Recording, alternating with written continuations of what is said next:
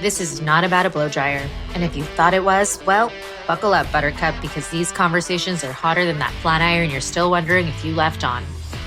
I'm Kat, a hairstylist, educator, and one of the beauty industry's beautifully defiant misfits. This podcast isn't about viral hair trends, client bashing, or the latest formula for whatever shade of brown we're renaming this season. It's about the stories, the lessons, and the trial and error moments that shape careers, confidence, and the craft. So whether you're starting your journey in Cosmo School, thriving behind the chair, still finding your rhythm, or just looking for that push to get back on track, welcome to This Is Not About a Blow Dryer, where we talk beauty in a whole new way. Journey of a Cosmo Student. Fundamentals over ego. Welcome back. I'm Kat, and today we're talking about something that honestly took me way too long to learn. The foundations don't make you an amateur. Your ego does. If I'm honest, I pretty much coasted through beauty school without really understanding color theory. I went with the colors I liked, I grabbed whatever I thought could look good, and I kept moving. Natural level, didn't really care. Remaining pigment, I don't know her. Maybe it's because I did so much foiling and lightening that I thought I could maybe bypass the basics. And being a visual learner, being able to decolorize, I could kind of see what I was doing. But the truth, I was faking it till I made it. I was loud, overly confident, and acting like I'd arrived when I couldn't even read the invitation. I thought pulling out a swatch book or writing out formulas would make me look unsure. Might make my client maybe not feel so comfortable, or make me look like an amateur. But here's the thing. Looking unsure is far less dangerous than actually being unsure. So yeah, everyone was pretty much a level 3. If they wanted gray coverage, level 6 felt safe. And every toner had some kind of blue-violet, because somewhere along the line, somebody had told me that that would solve everything. Needless to say, there was a lot of warmth, a lot of dark, and a lot of very, very cool, because it did not solve everything. Unfortunately, all of my pictures from beauty school tell the story, because like most beauty school students, I loved doing my own hair. All your girl needed was 30 volume, bleach, 20 minutes alone in the bathroom, some Reynolds wrap, and you better bet I was weaving, slicing, and just plopping something on my head. My saturation was terrible. My sections were way too thick. But who cared? I had my trusty 8PE, which was that cool violet we talked about earlier. Yeah. Thought it would solve everything. Needless to say, my natural level 4 hair did not agree. That 8PE did nothing. Why? Well, because I'd probably only lifted to a 7, maybe, if that. And that little sprinkle of blue violet, yeah, it was not going to touch that orange or red orange. But listen, it was the early 2000s. I rocked it anyway and went on to look like the most confident calico kitty you would ever see. Later, when I started playing with the big kids in my apprenticeship, you better believe they fixed my botch job even before I started my first day cutting foils. I'll never forget my mentor saying, "Well, it's colorful. I'll give you an A for creative placement and effort." Oof. Talk about a slice of humble pie. But that is the story for our upcoming series, Confessions of an Apprentice. So I won't give too much of that yet. Think back. What's the first oops you made?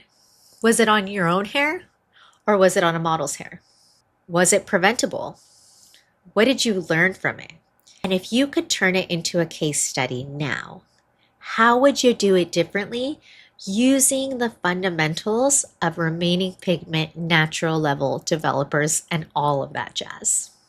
So why am I sitting here talking about PEs and slapping 3s and 6s on everybody and calico kitties? Because I'm hoping that you don't let your ego trip you up the way mine did. Here's the truth. Color is very unpredictable. The only way you can control it is by controlling the elements that never change. Color law.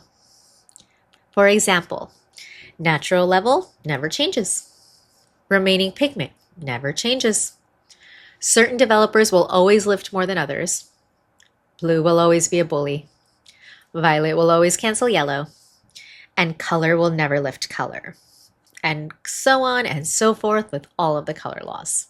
These color laws will never fail you and always be your constant when it comes to formulation and working with color. If I could go back and give my younger self one tool, it would be this. Practice identifying natural level and remaining pigment until you can do it drunk, dead, or in your sleep.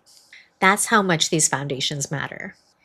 They guide where you're starting, where you're going, and what you're going to do when you get there. Let me ask you, how confident are you right now in identifying natural level and remaining pigment? If you had to rush and formulate, could you do it? Could you do it in bad lighting? If I changed your entire color line tomorrow to something you have never used, could you convert your formulas? Or are you still picking your favorites off the shelf? One more, if I popped down a quiz down below and said, give yourself a minute to write all of the depths and all of the remaining pigments, could you get it done and get 100%? Listen, your foundations are not what make you look green. Ignoring them is what keeps you green. Your foundations are literally like the foundation of your house. Regardless how much you've worked brick by brick, strong, solid, and reliable, any brick house, no matter how sturdy it is reliant on that good foundation it's built on. Don't get caught up thinking that reaching for your swatch book to color match makes you look uninformed.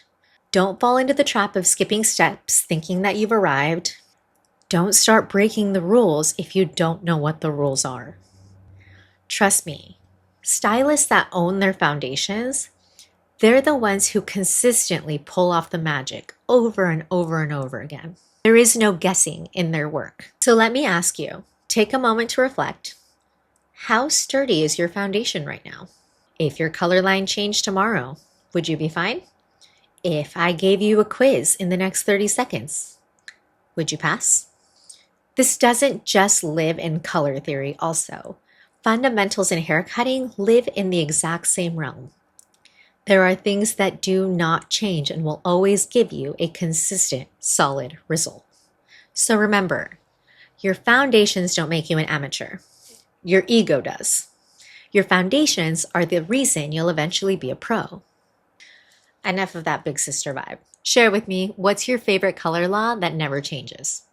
Or maybe it's your favorite haircutting fundamental. Drop it in the comments, I want to hear it. And don't forget to hit subscribe because we've got plenty more conversations to have, and you already know they're not about a blow dryer.